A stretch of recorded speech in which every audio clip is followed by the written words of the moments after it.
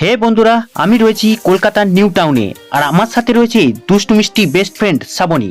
আর আজকে আমরা new town থেকে যেতে চলেছি ইকো পার্কের উদ্দেশ্যে। আর এই নিউ টাউন আসলে যেটার দিকে তাকালে আর চোখ ফেরানো যায় না সেটা হচ্ছে বিশ্ব বাংলা গেট। এবার এই বিশ্ব বাংলা গেটের রোডের পাশেই একটা টোটো রিজার্ভ করে বেরিয়ে পড়লাম ইকো পার্কের উদ্দেশ্যে। যেহেতু নিউ টাউন থেকে ইকো পার্কের দূরত্ব খুব একটা নয়, তাই 10 থেকে 15 মিনিটের মধ্যেই পৌঁছে গেলাম ইকো পার্কের 4 নম্বর গেটের সামনে। এবার পার হেড 30 টাকা টিকিট করে প্রবেশ করলাম ইকো পার্কের ভিতরে। পার্কে প্রবেশ করেই প্রথমেই দেখা মিলল সেই 2019-এর করোনা ভাইরাসের সাথে।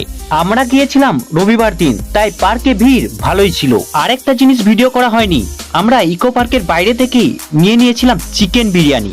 তাই লোভ সামলাতে না পেরে একটা ফাঁকা জায়গা দেখে বসে পড়েছিলাম বিরিয়ানি খাওয়ার জন্য। এই ইকো পার্কের মধ্যে বাড়ি থেকেও খাবার এনে তোমরা খেতে পারো, শুধু নোংরা না করলেই হলো। বিরিয়ানি খাওয়া কমপ্লিট করার পর শ্রাবণী বসেছিল মেকআপ করতে, আর সেটা লুকিয়ে লুকিয়ে ভিডিও করেছিলাম, তাই ধরাও পড়ে গেলাম। এবার ওর মেকআপ কমপ্লিট করে ব্যাগ থেকে একটা চিরুনি বের করে বসলো আমার চুল সেট করতে, আর সেটা দেখে হাসি পাচ্ছিল প্রচুর। ইকো পার্কের মধ্যে ঘুরে দেখার মতন তো অনেক কিছুই রয়েছে, যেটা একদিনে কমপ্লিট করা যায় না।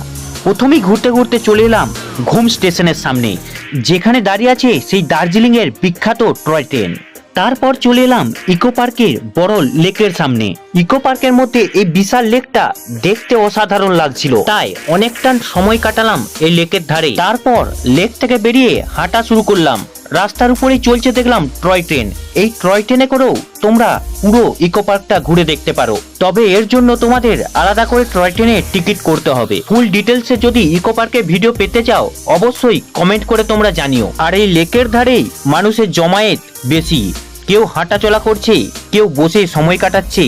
খুব সুন্দর একটা পরিবেশ। তারপর আমাদের সাইডেই দেখতে পেলাম সারিবদ্ধভাবে খুব সুন্দর সুন্দর লাল ফুল, আর সেখান থেকেই একটা লাল ফুলের ডাল ছিঁড়ে দিলাম শ্রাবণীকে।